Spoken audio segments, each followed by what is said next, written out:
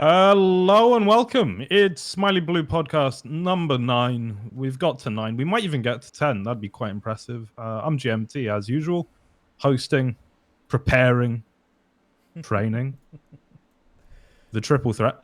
And as ever, I'm joined by a bumbling buffoon who is going to lose quite badly this evening. It's Y2J.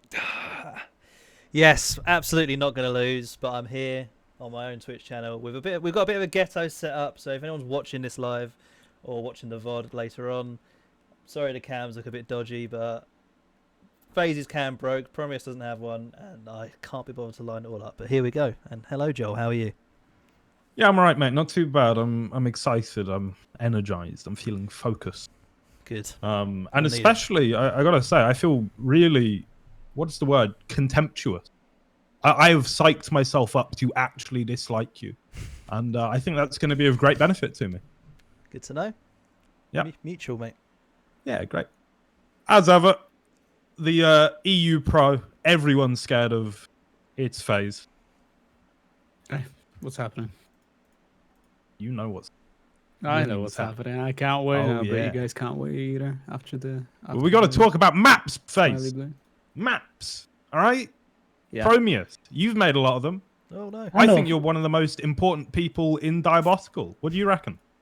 I may have seen a map or two before in my life. Yeah? Can't say for sure. I've broken Well, the cameras, boys. All I can say is I'm very excited for this show match that you guys are hyping up to me now.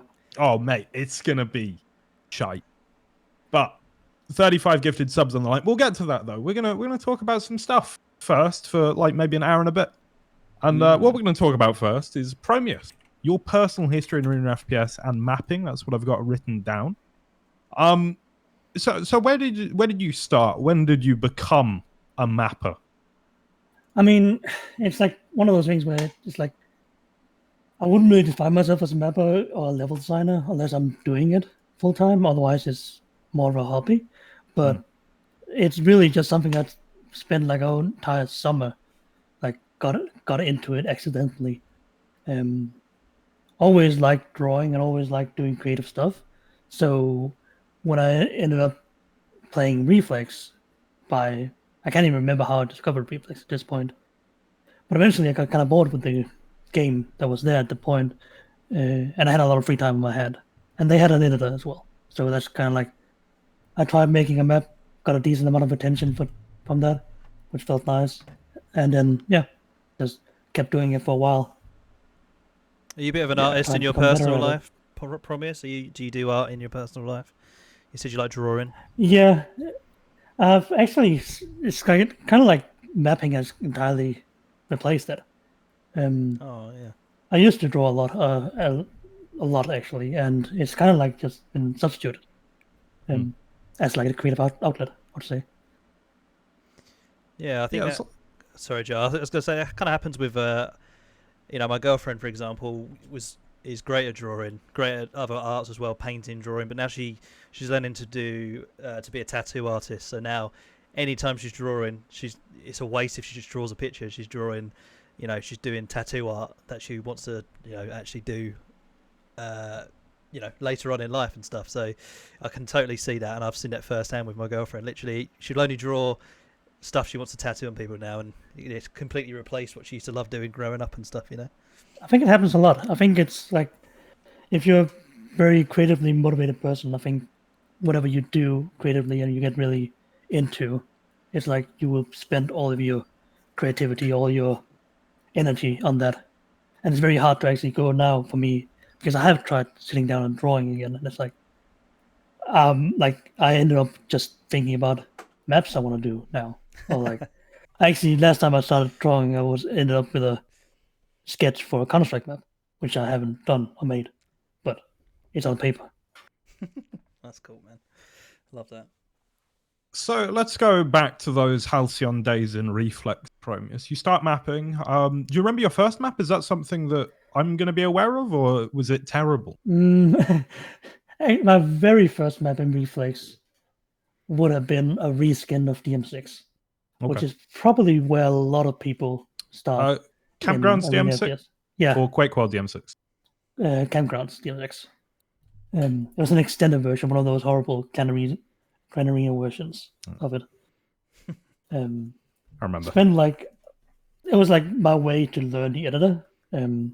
Looked horrible. Spent like I think a month doing it, and then kind of just went on. I don't have the file anymore, which I kind of regret because it could be fun to look back at it. After that, I made like some CTF map blockout that I spent way longer on, and I also never released that. And then I ended up making Asher. That was the first publicly released map I made, and that only took me a week. So it's like it was those first 3 or 4 months was like a lot of preparation and getting down the workflow, I suppose. And then I ended up becoming quite speedy at it. Right, yeah, because I mean, I could rattle off, and it won't mean much to most people listening because, Reflex is a very small community, but I can rattle off so many maps. Like you were, and obviously still are, very prolific. I take it you're just getting faster and better as time goes on, or? Yeah and no. Like lately, actually, the last few maps I've been doing in Diabotical, I've been, I would say, slowing down a little bit. Not due to doing less, but actually doing a lot more with it. Right.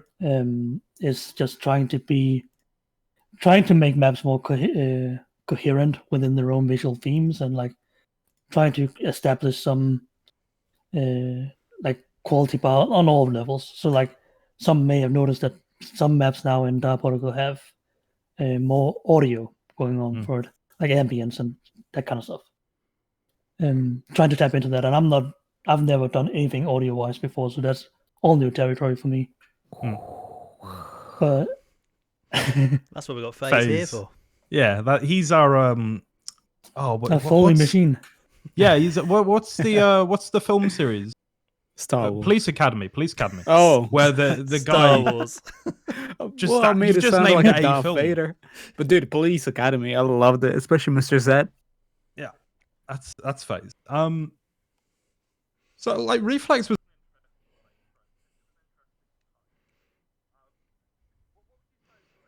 about your process then in terms of making a map from way back then to now. In Reflex, especially at the start, I would typically start a map as soon as I had an idea of anything. So say I had like, oh, this would be a cool room for like a mid room, or this would be a cool room for a flag room or a red arm room. I would just start the map then and there. And I would end up more of like I have so many scraps of maps that never got finished because I had that one room, and then as soon as I laid out that one room, I didn't know what to do with the rest of the map. So that was the first major hurdle, was to learn how to kind of like make a layout that was like whole or somewhat whole, so you can get something finished up. Because I actually think having something that's like all around finished is very important. It's like very hard to work on a map, a layout over time. It's like it's very good. I mean, maybe that's just me learning mapping through in-game editors. It's like it's very beneficial to be able to playtest very rapidly. So having something that you can playtest after the first session is, in my opinion, very positive. Because the faster you playtest, the better, faster the map will become a reality. Well, and Reflex was beautiful for that because you were on multiplayer servers, you could be mapping together, you could instantly switch the mode and jump around and fight and see how the combat situations work. So yeah, I mean, I think that obviously the Diabotical editor's got a lot going for it, and it's vastly more complex, and the engine's much more capable. And for instance, you can actually do servers with more than 2 people, which is good because Reflex and was nobody's PC would caught on fire. Yeah. CTF in Reflex was really just an endurance event for your computers. But yeah, I mean, a great platform, right, to learn mapping. But moving into Diabotical, how exactly did you get noticed and then picked up by the good studio? So once Reflex kind of died down, well, simmered down from what it was. Also never alive. From 9 people to 7. Yeah, we lost all 2 people, and then we kind of like, let's jump ship. Can't play CTF anymore. I look back at the maps I've made, and it was like, I actually have a decent amount, and some of them are, the last few of them I got really proud of. Namely like the CTF map that nobody played, Sky Temples. I remember Sky Temples. Yeah, that was good. Yeah, we played like maybe 5 games on it or something like that. Yeah. But I was really proud of that one, and I was like, I went through them all together with Nathan. You remember him? I speak to him daily, mate. Yeah, he's cool. He offered basically to go around and take a bunch of screenshots because he was really into like trying to do video production at that time, and he was like doing different stuff. So he got a lot of really cool screenshots, and I kind of just have assembled like a portfolio, which I then could link around. And actually, through having that portfolio available, I got a message from Hugo. I believe it would have been like 3.5 years ago now. Yeah, it's got to Hugo be. was like an earlier community manager at Diabotical. Yeah. And he was basically messing around for people to help test the editor, and it's like very early state. And it's like he was grabbing people who knew the editor of like Reflex or Radiant and stuff like that. So that was like how I initially got in, and how it like kind of snowballed from there was I was basically being very active. I was like giving them full maps or full layouts that was like readily available. A lot of people went in and gave them like something that looked like a Team Fortress 2 map or in scale and size, and because they were Team Fortress 2 map or something like that. So I tried just creating what would actually be like arena FPS maps. So I think that was why and how it like caught on. And from then I just got more and more involved with the development of those maps, and eventually, James invited me over to work full time. We're all very thankful that he did, of course. So let's talk a little bit about your maps in Diabotical. Hang on, I've got a quick question actually. Promise. This has been burning inside me since I realised that you're coming on. What's it like mapping for like a hobby, like when you just started out and you probably just had so much fun with it? What's the difference now that you have to do it as a full-time job? Like, is there much change there, or do you still love it all the same? What's that like? It changed in some ways, but not as much as I've actually thought it would do. Originally, like I was afraid that I would lose some of the driver because I would have to force to sit down and do collision and that kind of stuff, which is kind of the case sometimes, but still it's like with the way the Good Studio is set up at the moment is like I would probably get bored in a AAA studio where you have like 20 people working on each map, and like one guy does the block out, the next guy does like set dressing, and then lighting guy and sound guys, and all gets a pass on the map. And it's like at the end of it, it's like you can't really say that's yours. It's like that's the team's map at this point, because obviously everyone contributes. You always feel like you're on a bit of a production line. You're kind of just doing the same bit over and over. Yeah, and it's like it's still very creative, and still you have your own touch on it. It's like not to downplay that, but you feel like you are not as much, or the result of the map is not inherently yours. Yeah. Whereas like I make the layout, the art, and the sound, the collision, like most of the stuff. Well, the last year or so, TrackU has actually been helping us out a lot with collision. That part is not entirely true, but definitely when you're a smaller team, you have much more ownership over your creative works, and that actually helps. It doesn't feel that much different from being a hobby. That's good to hear, man. Because obviously, I'm quite fascinated by like, I suppose like dream jobs and people that get to do like a job that they love or a job that they didn't expect to get. And there'll be a lot of people that listen to this that are stuck in jobs they don't like, or have a work with people they don't like or get on with or whatever. And it's really nice to actually hear someone who turned their kind of hobby into a passion. Sorry, I just said the same thing. A hobby into a career, into a job. Hobby and passion into a career and a job. But it's GMT. It's got me all flustered for the show match later. Go on, Phaze. I just want to say, like, speaking about dream jobs, fun fact that not many people might know. I don't even know if Joel was involved with this or not. Me and promEUs were this is hold on. We were in a feature film together. Oh, I know it. Yeah, no, I know. That's a fun fact. Oh, what website can we find that on? Wait, I might be... legitimate feature film in cinema. Wait, no, I'm not in that. I think Alan's in that. Alan's in it. Yeah. They got my Good name times. wrong as well. What they call you? But I actually have, after watching that film, I was actually glad they got my name wrong. Yeah. I think.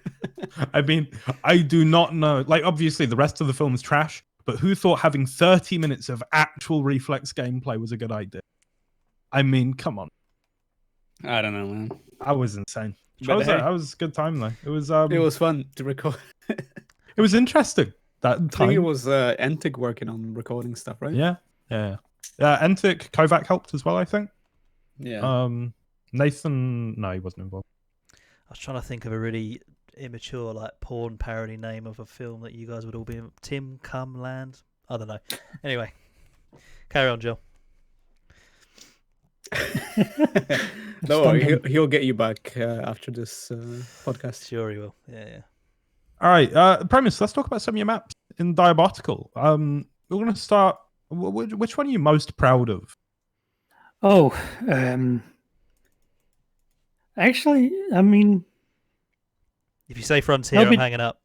I'm hanging up, promise. there will be some different answers depending on what aspect we're thinking about, because like it's very different doing art versus doing layout. And some of the layouts I'm very proud of, and some of the art, or the art might not be.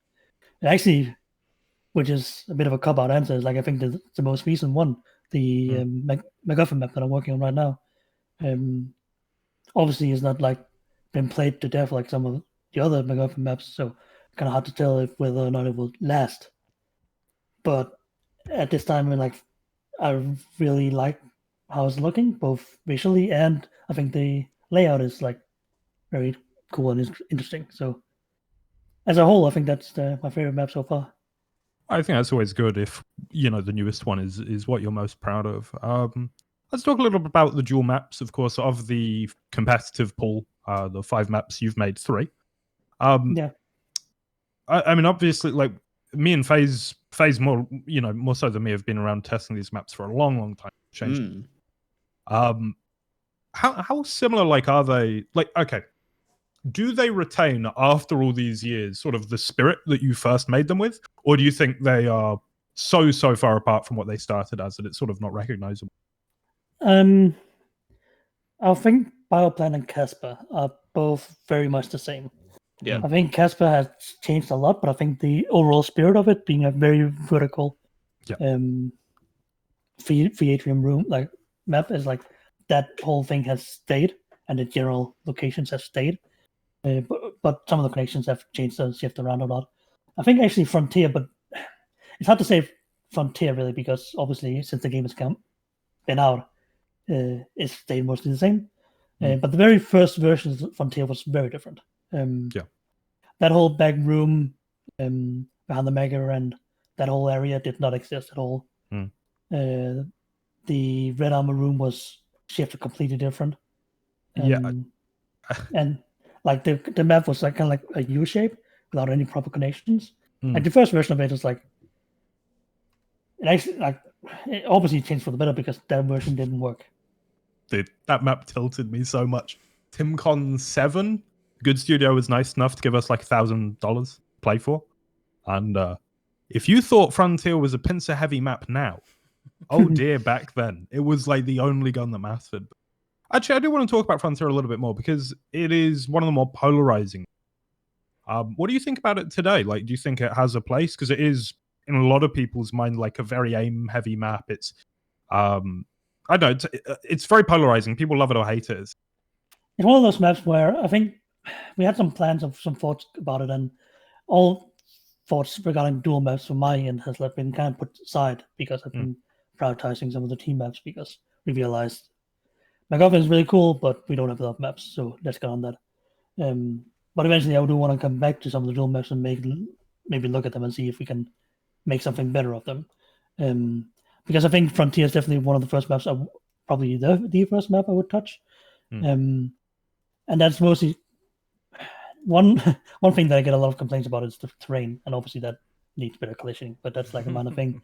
I think that backside area behind the Mega needs a better escape than just straight into the outside pillar room. So that the player in there is not just cornered heavily. Mm. I think that's like one of the big changes that needs to happen, and exactly how that will work is kind of like hard to think up on the spot. But it's like that was probably where I would change it, because I do think that map needs changes. Right. promEUs, I asked the same thing to Napalm 3D when we had him on. What's it like dealing with criticisms, or do you browse the Reddit or the Discord, or do you see people's streams? How do you deal with players or community members going a bit crazy about a map that you made? Did you take it to heart, or do you have to kind of have a thick skin to deal with this kind of stuff, or what? I mean, you definitely need to have a thick skin, but it's also something you like eventually get into or learn. I think early on when I started making maps, it was like that was like I was very focused on what people said, and it would affect my mood a lot. Nowadays, not so much. Nowadays it more so depends on who is saying it, because Yes. and like how they qualify their feedback.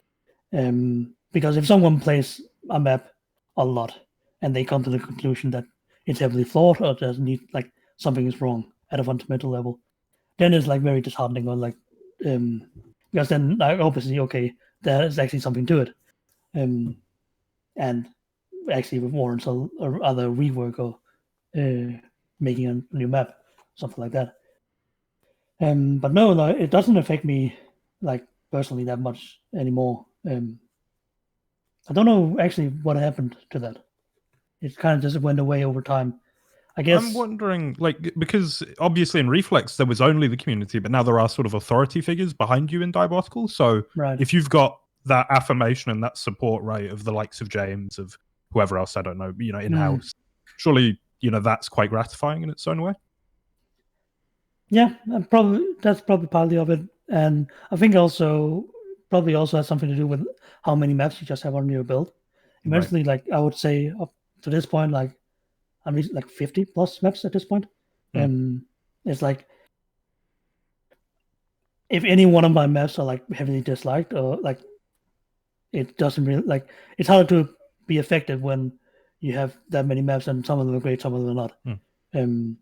Where if you have like 2 maps and people don't like either of them, it's that can affect you a lot. You might just quit if you're like a new mapper or something. Exactly, everyone hates them. Especially if you like get really motivated, really, like, because you get really into it, and like, because I think some people, when they discover a new hobby, they have that initial burst of excitement for that hobby, and it's like if you then are met with a wall of criticism, it's like that can turn you off really fast. So that's just something I think everyone needs to brace themselves for that, because if you do anything creatively and you put it out on the internet, people will say what they think. Absolutely, yeah. You see that all the time with people trying to start up YouTube channels and stuff, and even Twitch channels to a certain extent. The amount of people, since I started making videos, I've had a few people in the community kind of say, "Oh, I want to start my own thing," and they upload their first video. And sure, it's not great, but my first video was shit, and I'm not even saying I'm a successful or anything. I've just got a few videos out, and people seem to like them. But they just put one video out, and you do give them feedback, and they get feedback in the comments, but a couple of bad comments, and they just give up completely. Which it's very disheartening, and it's hard when you do put yourself all out there on the internet, or like you say, if it's a map. The thing we've learned about any game, especially a small game like this, is everyone has an opinion, right? And you've got to kind of pick and choose which ones matter to you and which ones are valid. And do you listen to the one guy who's just annoyed because he keeps losing on your map and he's blaming that, or do you listen to more of a collective? So definitely important. And I can empathize with that, because when I got some like mean comments on some of my videos, I was like, oh, maybe I won't do anymore. But you just got to fucking push through, I guess. Yeah, and it's like one of those unfortunate things where I don't think there's necessarily a way to avoid it. No. Because that's just the reality of engaging with other people. When you have something you want to show people and you get the reaction, I think it's just very natural that will happen. And it's like, it feels very mean to say to people that you just need to power through that, but it's like I think that's very much the thing. if you're serious about doing something. Obviously, if you're just doing something for fun or your enjoyment out of it, and you're met with criticism, maybe that takes away your enjoyment. Yeah, if it's not fun, just absolutely don't. You don't need to carry on, do you? If it's no longer fun, and if getting bad feedback or backlash isn't fun for you, then it's probably a wise thing just to get out. But yeah, for sure. I'm wondering, Premise, you're any good at like predicting how the community is going to feel about a map? I try not to, because it's like it just sets yourself up for, well, either you can feel smart about being right, or you can just be disappointed. And I'd rather not just have that. But I did try to predict when we were about to put out Toy's Fortress, how people would like that, because it was very positive in the house. And I was like, again, it's one of those cases where I think that map would be really good if it was like stable 5v5. Because yet again, it's like the scale of it is like better suited for that. I would agree. But yeah, I kind of predicted that. Yeah, there's like a lot of very open and long angles here, so people who don't like rail will complain that this is a rail heavy map, which they did. But I don't necessarily think that's just purely negative, though. I don't mind that. Yeah, one of the things I was thinking about when I was sort of putting together the show was how certain maps, like it seems if a map is very simple, then its initial reception is quite good, but it might not have the longevity. And then there are other maps that, the other way around. They're not liked at first, but it sort of grows on people. And I think there's a couple examples, not that it will mean much to a lot of people in the chat, but like PRDM3, right? PRDM3, if I'm honest, was like a map that everybody loved initially, as far as I'm aware. I loved it, but it didn't age very well just because it was so simple, right? Whereas I think Sanctum was the other way around, where initially people go, no, this is a bit strange, and this area is hard, and whatever else. And obviously that map was actually changed quite a lot, especially if I remember correct, like the bolt and the ion cannon placement switched around a lot. On Sanctum? No, I don't think I ever updated Sanctum after its release. Am I thinking of a different map? I might be. I might get the names wrong. Map. Anyway, the point is more. Sorry, the point is more like a map's longevity. What do you think really causes a map to have good longevity? And is that something you can predict, or are you just hoping? You can predict. I don't think you can reliably predict that, because for a map to have like actual longevity, like Counter-Strike DM6 campgrounds type longevity, you need to have three things, I think, and you've touched on two of them. Is like simplicity. Well, okay, no, maybe not longevity. Is like that's the result of it. You need to have simplicity, and you have to have something that's uniquely creative. Most maps that have that type of longevity is like also standing out on their own. There are obviously other maps, but you compare those other maps to the campground, to the blood run, to etc. And I think all those maps are inherently very simple. The thing about simplicity is that simplicity allows people to get into a map and feel comfortable very fast. If you're like a mid-skill dueler or whatever, even a low-skill dueler, you can get onto a simple map, and within your first duel, you get it, and you can play the game. You don't have to learn anything or like learn the map anymore.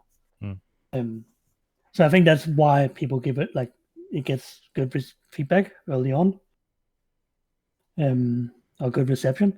But obviously longevity is like, it's hard to nail down. It's almost like, corny to say, but it's almost like an X factor on some maps, because some of the most I don't know how much you guys know about Counter-Strike maps, but think of the staying power of something like Nuke. Nuke is very untrained as well. Obviously they have revisions and reworks, but those maps are not like any other maps in Counter-Strike. Like, they are so unique, and they have stayed around for 15. Well, all the CS maps, 20? All the CS maps have been around. There's very rarely any new ones in Counter-Strike. But Dust 2 is like an obvious one. There's people that have never played Counter-Strike that know their way around Dust 2. Yeah, for sure. And it's like, even the ones that Valve added later on was also very much built with that in mind, which I think they ended up doing a good job on. Like Overpass, I think, is like also a distinctly unique map that Yeah. like the community doesn't really get close to imitating.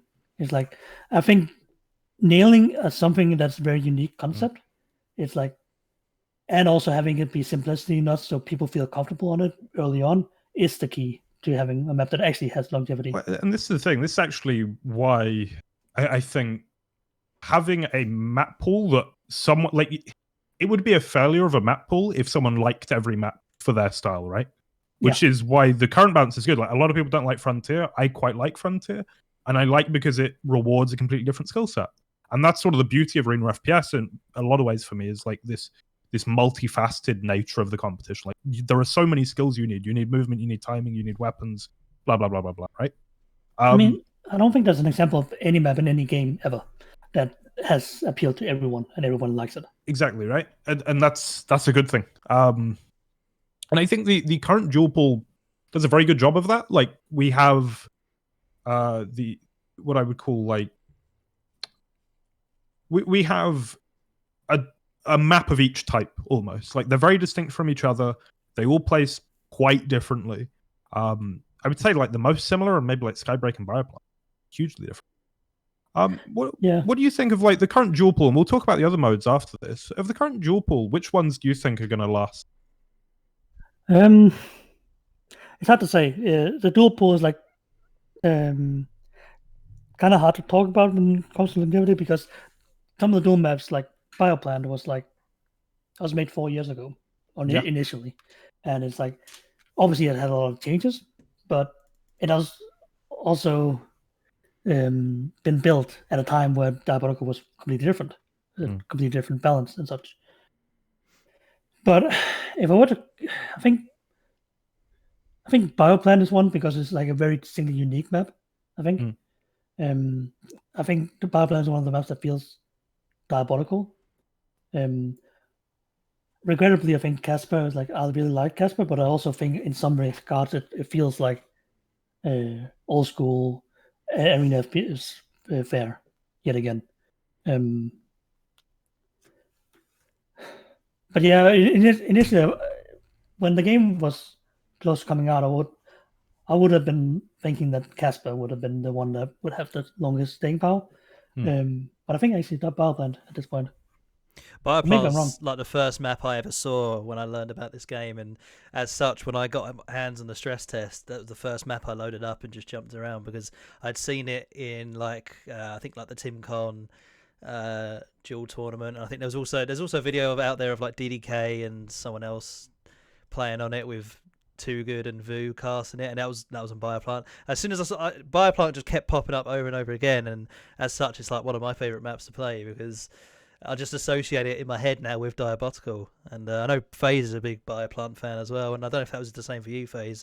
When you started testing, was Bioplant like heavily featured when you were play testing a lot? It wasn't heavily featured purely because it was already a good map. The fundamentals didn't of need that the map. testing. No. As in, like the fundamentals of that map were, as promEUs was saying beforehand, like the simplicity of Bioplan that you jump in on the map straight away, and after the first play, you essentially know how it flows and how it works. Obviously, there's always quirks to a map and new things to figure out, but the one thing that at least I focused a lot in playtesting is as soon as you jump on a map, and if you are one of those people who has a good judgment, and so far my judgment hasn't been bad in my opinion and in opinion of other people, if I jump in on the map for the first time and I play it, I'll be able to instantly tell you if people will have issues with the map in certain aspects, or they won't. And Bioplan was one of those maps that it was like, yeah, this is cool. Like this could be already played. Like that's not an issue. Like it will need some changes that it received already, but other than that, it was something that didn't require as much of playtesting as other maps. I hope that answered your question. I'm kind of one of those people that when I've never played a map before, I really struggle. I get lost really easily on a brand new map, especially in a game like this, or when I was trying to figure out some of the Quake Live maps just in an empty server, I get lost incredibly easy. And Bioplant was one of the maps where I didn't really get lost at all. I really, because I'd already watched some footage of it. Casbah, for example, I'd get on there promEUs, and I completely I didn't even know. I didn't find the shaft water room for like a good solid 3 minutes. I think, I don't know why. Yeah. It seems so silly now because the layout's really basic, and as soon as you start thinking about these maps of there's 3 to 4 rooms and pathways connecting them, it's so silly. But I completely got lost when I first played it. But yeah, it's weird. It's a big challenge when you start making a map that's so vertical, because when the floor, top and the bottom floor, are so disconnected, and all the rooms feature these very tall pillars that are very similar looking. You run into the problem of okay, how do you actually visually differentiate these maps of rooms in a way that you can tell your way around intuitively? It's very hard. Verticality is one of the trickiest thing to get right, and also let people navigate around properly. Which is why I'm very happy with the Wipeout maps, actually. Yeah, let's talk about Wipeout. What are the sort of challenges that come with the Wipeout map uniquely to that mode? I mean, nowadays I would actually love to have a full revisit on some of the Wipeout maps, because team sizes, like we talked about, as shrunk. Originally, Wellspring, Refinery, Furnace, they were built with 5v5 in mind. And it was also this case of now we're developing maps and also a mode at the same time, where this mode is okay, it's kind of like the baseline of, okay, we have all the webs like that arena, but we want this new spawn system that will totally change everything. And there's actually a hiding aspect of the game. So all the we had to make a lot of assumptions in the level design, and some of the layouts were Wellspring and Refinery were originally plugged out by Bjarke, who some people, if you're hanging around in the CPMA Discord, you might know him. Big Johnson. Big Johnson, indeed. He did some fantastic work on those initial blockouts that set themselves up really well for strong environment art that could then help navigate players around these very large maps. If I were to change any or build on them now, I would shrink them down or reduce some of the play space, because I don't think it's needed with how you learn a lot when people learn the game mode and learn how to abuse certain aspects of it. Maybe some of those, you can definitely see it on Wellspring. Wellspring has a lot of small hiding places that are not needed to have, because it just becomes mandatory checks for people to do. You basically have to do a round. And at that point, you're kind of getting into the zone of fighting the map, not the players. And it's just a guessing game. Might not have been as much as the 5v5, but it's also it was the result of having to develop a mode and maps at the same time. Right.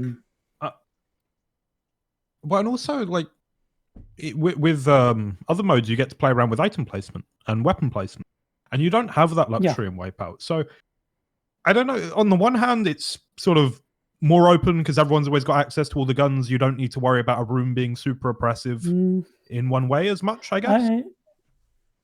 I'm not. I don't necessarily think there's a big distinction, because actually the way rooms are set up in both, Wipeout and say a duel map, what maybe more applicable a TDM map, is the only thing that is really different is the flow and how the map connects together. Because rooms are set up in a way that, okay, if you take away the red armor on a TDM room, you should still be able to tell this is a room with a big item in it. What I mean by that is basically you build rooms to hold the relative strength of items. That way you can have a lot of wiggle room when you then get to playtest your map, and you get to hopefully get some feedback and change stuff around. Same thing kind of applies to positioning in Wipeout or Clan Arena style modes. You build up rooms to have importance in position, and rooms to have other types of importance, like hiding spots or areas to retreat or to regroup. So whether it's an item or whether it's a position or that kind of stuff is like it's very very similar. That's why it was pretty easy to place a lot of the items when we made the Brawl FFA version of those maps. That's interesting. I would have thought it'd be like really, really different how you design them, but as you've explained, like I understand. Let's talk about Macguffin then. Macguffin, you're currently working on a map, the one you're most proud of. Did you do both Sunken and Marina, or was that somebody else? The other did. The layout of Marina was done by Bexo, who's UI artist. And the initial layout of Sunken was City and Flip Out, I believe. Okay. I believe it was Flip Out. I hope So I obviously- don't get that wrong. But then I built originally that was a Clan Arena map, and I repurposed that and built it into a Wipeout map. So one of the interesting things to me about the Macguffin pool is that I would say more so than Sand Extinction and more so than even in Duel, like Marina and Sunken are so different. Yeah. So different. And so I guess, are we still working out what a Macguffin map looks like, or do you think it's going to always be this varied and have maps this distinct? I mean, maybe there's more styles, but so far I've discovered that there's like, well, 2 styles, and those are like the 2 extreme ways showing in the map pool, because we had actually a lot of plugouts for different Macguffin maps that we were testing, and it actually took some time to nail down what worked.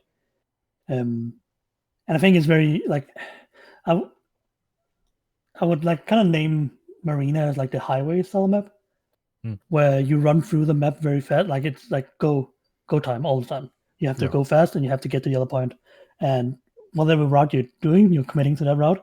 There's very little crossover, and the items on the way, you're checking them, but you're not necessarily holding around for them.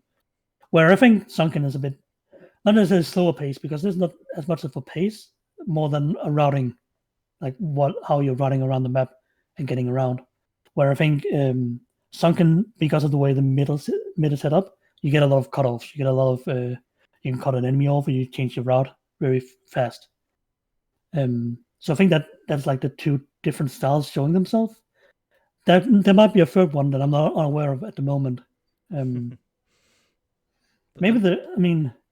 So talking about the map I'm working on currently, I believe it's in the game as like on work in progress or test map, one of the 2.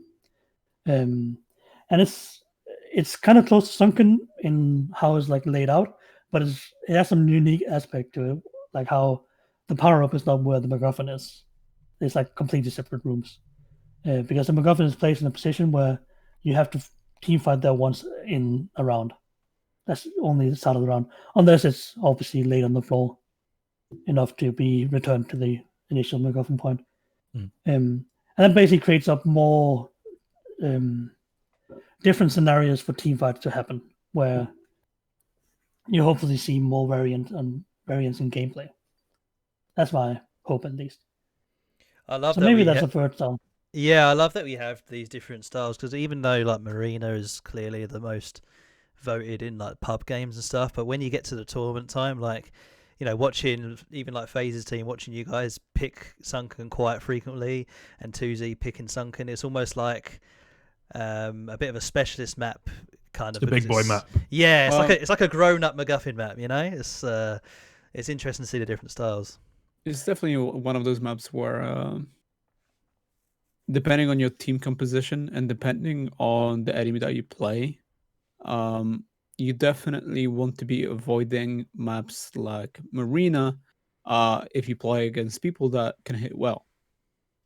That's one of the biggest decisions that you have to make as a team. Are you comfortable enough to play against team like 2Z or team like D-Slurp? Because those guys will hit. They hit hard. They're extremely... it's not even that they hit hard. They're consistent with how they hit. And that's the biggest problem. When it comes to Sunken is a map that you can break that consistency up. Although it still introduces some issues in the basis. And there's like, out of all the maps, I think if you play against a very aim-heavy team, or at least a team that can consistently aim, you definitely want to pick Sunken, because you will be able to break some styles apart and dissect them. Yeah, definitely. Promise. I think it's Go on, Promise.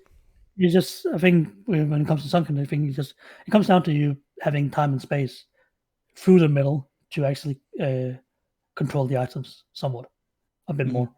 So you can showcase that a bit more as a team. If you control the items, it's you more can possible. compensate for the other team being stronger in the damage output. Promise. I was going to ask quickly: is it a struggle sometimes when do you ever have like a scenario where you have a map in mind, you sort of do the layout? Is it purely just through playtesting that you find out whether it works or not, and you have to keep adjusting it? Because I could imagine, like, if I was going to make a map and I have a certain idea in my head about how it's going to be played, and then when the professionals get hold of it and they just completely, break it, or is that hard to kind of always be playing catch up, especially as it's just, there's not many of you guys, right, working on maps. Is it hard to kind of keep playing catch up as you keep making these? Yeah, I mean, definitely keep playing catch up is very hard with the amount of maps that we ended up putting in the game. But I think when you're creating a map and you have an idea how it plays, how correct that idea will be comes down to how well you know the game mode you're making it for. Okay. So say you're a really high level dueler and you get into mapping, well, you might make a duel map that you actually relatively know pretty well how it will play. And how you decided to play a certain way and it will play that way. Whether or not it's good or not, that's like almost a separate thing, but you can design with intention because you know the ins and outs of the game mode. So that's how it comes down to, and that's why there was so much uncertainty around Wipeout, because it was like a very different mode. Because it introduced a new aspect that wasn't really present in many other arena FPS, whereas like the hiding aspect or where you have to regroup. It's almost like a new game type entirely, yeah. Yeah, exactly. It's just like introducing a concept where you don't have anything to put it up against because it's not a mode you have played a lot of yourself. So it's kind of hard to predict accurately. So that's probably one of the areas where if you're really good at a game, you can design with more intention and hit the mark a bit better.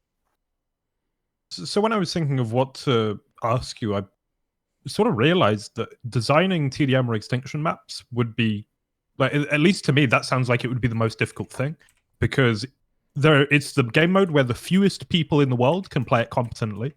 And also, coming from a CPM and Reflex background where player base was what it was, like, you weren't there for the glory days in 2010, 2009 for Quake TDM, right? And then Extinction was made in like a week. So... Yeah, I mean, actually, that's where it comes very much in handy to have access to good wins Noctis. Yeah, as your feedback in your feedback group, because and obviously all Epso and Phaze and other people as well. But like people have played TDM for so many years and have so much experience that you can get very accurate feedback.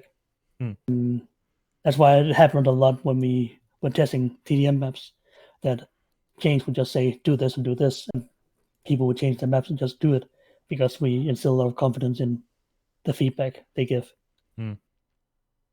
And would I be right in thinking that if it weren't for that feedback, this would be the hardest mode to design for, or do you think you've got a handle of it?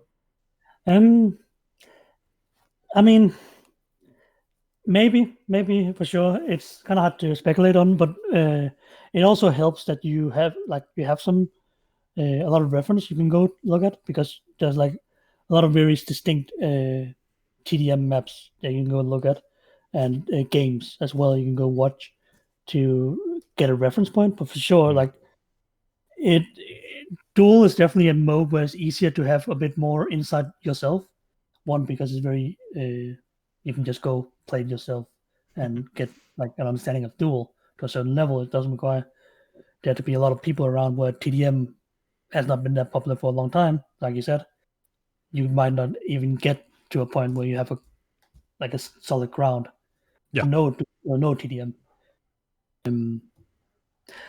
But at the same time, some of the early TDM maps that people played and that worked were also just FFA maps with reworked item placements. It was on I think it was later on when maps were built specifically for competitive TDM with 30-second weapon respawn. With that in mind, so I think actually one of the things that are especially hard to nail is the map that is like that's like the Swiss Army knife. It's like Campgrounds is a really good example of that. It's like a map that works in so many different modes, and it works well in so many different modes. And that's because it's foundationally very solid. And that's one of those X Factor things where you cannot nail that, or like just you cannot make a formula for that to make that map every time. Well, yeah, like I'm trying to think. Campgrounds was good 2v2 TDM, was good CA, was good duel. With pretty small changes, it became a sacrifice map, like free for all, public TDM as well. Freeze tag, all of it, right? It's like it's wild.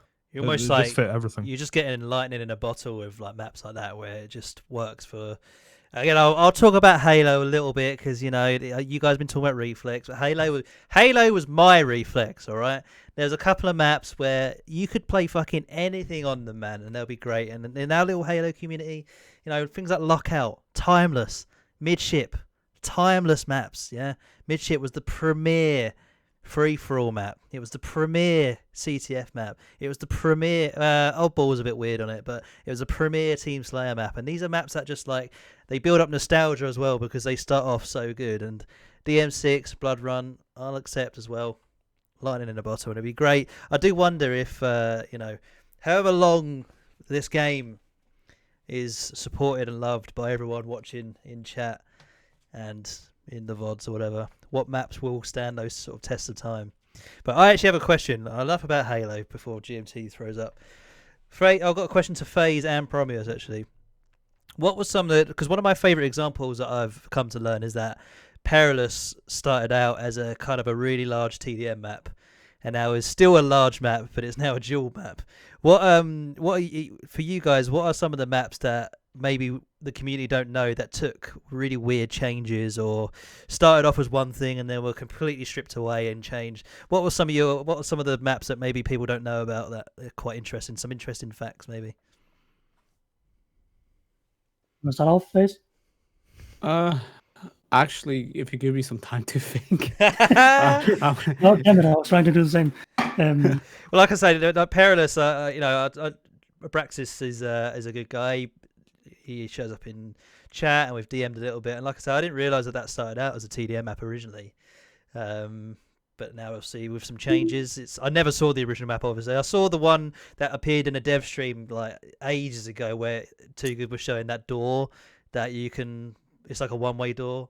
And the map looks so weird. I was like, what the fuck? I was like, oh my god, that's Perilous now. But yeah, is there any maps that you can think of that started off one way and then were completely changed? I don't think of any like radical changes that actually made it in where it's like it made from completely one mode to a different mode. But one thing that did happen was initially when I was building Sunken, we didn't know what mode necessarily. It could have been a wipeout map, actually. It was because it was around the time where we were iterating on Macguffin and getting Macguffin off the ground. And our very first playtest of Macguffin, we tried, okay, how will this work on completely symmetrical maps? So we tried our CTF maps. We're like, okay, this doesn't work. We need asymmetrical maps. We have this bug out of a maybe wipeout, maybe TDM, now Macguffin. We added some bases. It seemed to work decently at the start, and then we just kept iterating as the mode progressed as well. Another weird thing was one of the earlier maps where I think Barrow's Gate. If you know the first room of Barrow's Gate, that whole section, that whole broken tower bit, that whole room used to be a capture point for a mode that never made it into the game. Oh wow! It's a very old mode at this point. I think James has talked about it before in some of his early dev streams or update streams. It was like an attack and defend mode. But yeah, that was like originally blocked out like that. Then that mode really, it never really got built on. It was more like an idea. but I just sketched up some plugouts for some of those ideas, and that map just ended up being refurbished as an arena map. Oh, interesting. I had no idea. I thought when you originally promised you were about to say, "Oh yeah, you know the first room of Barrow's Gate. It used to be like double the size." I was like, "Oh, that's not quite the secret I hoped," because obviously it was like that for in the stress tests and stuff. But no, a mode that didn't exist. Fucking hell, that's cool. Anything from you, Phaze? Yes. Yes. I think probably somebody hate me for mentioning it. Do it. Did you know that Crystal Cove was supposed to be a Macguffin map and it had 12 versions? 12 versions. Uh-huh. I remember James saying, yeah, on one of his streams that it was. And this is after the rework. Yeah. Oh, really? Because that it was like so many different reworks of the map, like so many major changes. But none of them felt like yeah, this is it, you know? Yeah. Is that one of your maps, promEUs, Crystal Cove? Yeah, it was again like it started out a plug-out from Bjarke and then took over and made a lot of changes to, and then added some mod. It worked a lot of Bjarke early on some of those early wipeout maps. Crystal Cove probably the most ambitious one. If someone has ever gone into that map and looked at it in the editor, they'll probably get very confused because the whole map is built at like a 45-degree angle. And after the art and all was said and done, we looked at it and kind of like, this didn't have to be at this angle because the whole map is actually at an angle now, and it just made it harder for itself. Was that one of the maps that was sort of built for 5v5 wipeout, but now that it's played definitely 3v3, it was still like very 5v5. Yeah, because it's a little bit of a forgotten map at the moment. It comes up in warm up and people play it in FFA and stuff and Instigib, but yeah, I mean, it very rarely gets voted in 4v4 wipeout as well. I mean, it's like without the 5v5 and even with 5v5, it's too not flat because it is very vertical. It's just too long. Like it's almost like the tavern area doesn't need to exist. Yeah. You probably have a better map. But also the problems are probably the fundamental problems we ran into, I think, when we started trying it out as a Macguffin map, ended up being like it had so much void. There's void all around the map. And maybe that was not like the nail in the coffin, but I definitely think like it's always something I wanted to avoid at all costs. Is anything that's supposed to be competitive. I don't think void has any place there. Avoid the voids is the advice there for the mappers out there. And quickly as well, have you had much of a look at the contest maps that are kind of made it to the top 10? Have you had taken a look at them? That's later in the show, Shit! Jane. Sorry. Joel, back to you. What the fuck? Yeah, I know. Look at that. Look how easy he gets tilted. Yeah, he's tilted already. Right. You think he's going to handle a bioplant game 1 when I smash him 10-0? Anyway, carry on. Yeah, right.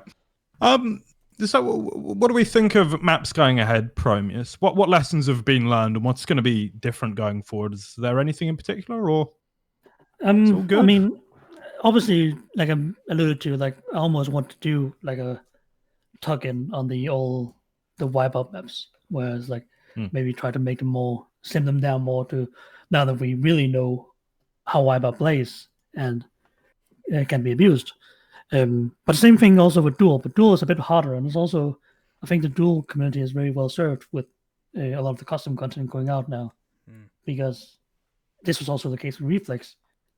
People make duel maps. People make a lot of duel maps. I think there was maybe 2 or 3 team mode maps that were like made. Oh wow! Probably name all of them. Like, it's not hard. Yeah, exactly. Right? So like duel, I think duel community is like well self-sustaining. So it almost feels a bit about more of a waste to go really hard on that, because I actually think some of the best content that every FPS I've ever had is also community made. But I do think that our efforts would probably be best spent on team mode maps still. That's why I'm doing the Macguffin map, and I might even do a pass on Factory to make it 3v3 viable, because I think it should be. It would be nice to eventually. It would be very nice to have a 5 map pool for Macguffin. Yeah. Of really any mode, so any mode could stand on their own. That would be great. Speaking of, I believe there's a mapping contest going on. Jake, what do you think of? What do you think of that? Do you have any questions regarding the mapping contest? I do, yeah. Promise, I wondered if you'd had a look at any of the finalists that have made it to the top 10, and Phaze as well. After Promise has answered, could you maybe talk about your play testing that you've been doing on stream, because they look very fun, and I've been involved in some of them. Wait, there's a contest? That's the first I hear of it. No, he's trolling. Yeah, no, I actually sat down with Napalm Stickflip and Phaze and the others. I'm so sorry. I'm so sorry you've had to do that. Yeah, it's a whole ordeal. But yeah, we went through all the maps and like all the entries and looked at a top 10. I've seen that people have made a lot of progress on it, and I'm very impressed with some of the themes and styles that people come out the gate with, because it showcases the editor very nicely, which is cool. It's cool to see that some people have picked it up as the contest started and gotten really quite good at it. They like not talking mapping, but just using the editor itself. I think it goes to show like it looks good on the engine and the editor when people can pick it up quite fast. Especially because it's such a different workflow from what people might be used to. And are you like, you don't maybe you don't want to admit this, but are you kind of like, is it a bit of a relief that like some of the workload or the burden is kind of removed from you and maybe the other kind of full-time in-house guys, that the community can kind of, express their creativity and make new maps as well? Or are you just happy just to see more maps in general because it's just good for the game? Yeah, for sure. It's like completely positive. I think it's really good. It kind of comes back to the whole thing where I mentioned earlier that I kind of just still approach this as a hobby. It still feels like a hobby that I'm just doing full time, obviously. But again, a big motivating factor when I started on Reflex was also the community around mapping itself, like talking with other people and like getting ideas across and seeing what other people are doing, getting inspired. That was one of the big differences doing Diabotical for the longest time, when you're doing it in private, or like there's obviously a small test group of people, but there's not like a huge community to share with, and there's not a huge community to share spec. So you don't get like so looking for inspiration and all that stuff is like it's very traditional at that point, whereas I enjoy the community aspect of it. I enjoy the back and forth. Beautiful. It's been a very elucidating Promise. I was going to ask Phaze about how his playtests have been going. They've been going good. I think it's I'll be honest with you. I'm happy with the contest maps. I'm happy with the mappers and the amount of work that is being put into the maps themselves. But I'm fucking disappointed in the pro community, and I'm super disappointed in the players in the pro community being complete asses and not participating in playtesting the maps, because they are going to be the ones that are going to be crying. Like, they're going to be crying first about the maps. They're going to be complaining, and they've been given the chance to playtest them, to give feedback to the mappers. And like, it's very annoying because it is going to happen. People will complain about the maps that compete. People who stream will complain about the maps, but they are too lazy to bring their input. And I think it's very, hypocritical of those people to do so. So I don't want to be seeing any of that. If the maps go into the game, I wouldn't want to see any complaints from the people that haven't tested them. There's been plenty of people that tested team maps, and I appreciate that. But dual maps have been essentially left to me and maybe 2-3 other players that play on a similar level.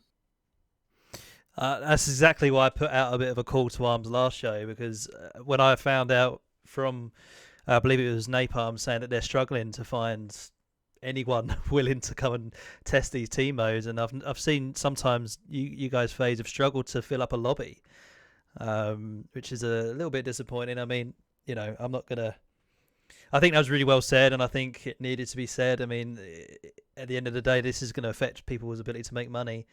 You'd think that maybe you'd want to get in there and try and get the maps as good as possible, but be interesting to see what happens. I mean, the thing is that's hilarious about like the internet is that everyone's very willing to voice their opinion, whether it wants to be heard or not after the fact. But I think you're dead right. We've spoken about the contest for a while. The map in Discord is probably one of the most open and welcoming Discords around, and we just need the right players to come in and test them and give feedback. So, I mean, it's not even like the fact that we are per se desperate. Like if I get a player, I can single-handedly give feedback about duel maps because I think of myself as someone that is extremely unbiased when it comes to giving feedback for the maps, even if it means that I'm giving feedback that will essentially make it harder for me to play certain maps. It's all about longevity of the maps and also people having fun on the maps. So it's fine, but it would be nice to see other people that will later on complain test those maps as well. I think something going forward that could be nice from our side of things, like the studio could do well in having like once we have like a finalist, like the top 10 or whatever in the mode, could have playlists, literally like let people queue for these modes with these maps, and at the end of the match you get a prompt to like, what do you think about this map? Yeah. Send it to send it to whoever uploaded the map. Here, you can fill out the Google Doc form. Even if it's like just something simple as a rating or like a simple question, whatever, it is probably going to be more than what most people are willing to give. I think the problem when you have to get playtesters rounded up is that you have to find people who's willing to do it. And obviously, as you just alluded to, like people are often not. You have to actually push people a lot to actually get them to playtest stuff. One of the big hurdles of doing making maps is getting people to play your maps in the first place. Yeah. So, and that's because I think people will play them if they get into the map queues, and then they'll say their opinion because it's like very low effort for them to get to the maps in the first place. And even though it's very little effort as well to go into the mapping Discord, and join a playtest, it feels like they have to go out of the way, and that's why I think some people get turned on, which is, I mean, obviously lazy and stupid, but I think that's probably the cause. So if we had a playtest, I think that could actually help that a lot. Yeah, absolutely. Cool. Yeah, definitely. That's what we need. That's what we need. Well, from mapping to esports, Jay, North American Test Series Duel Tournament, the second. Talk to me. Well, we got the dream match, which I was very happy about. Twice. On a selfish level, because I made that video and it would be very bad if that didn't happen. So we got the dream match. I am surprised Zorak won it looks not 5. easy. 0. But he didn't drop a map against Ved. 5.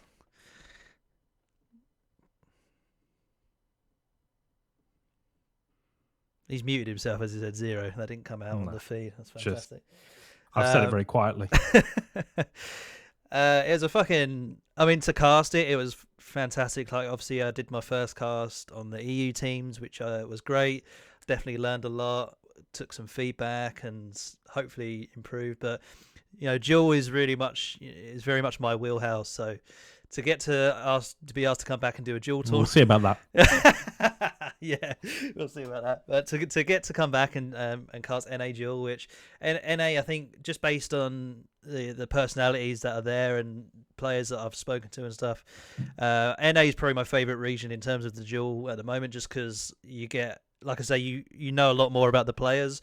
EU, the COS players, you don't know much about them because you can't really speak to them as easily as you can. We've had Born in for Life on here, we had Ved on, we had Zorak on the show as well. Like, you can easily talk to these guys. So from a personality point of view, and I love a bloody narrative and a story, GMT.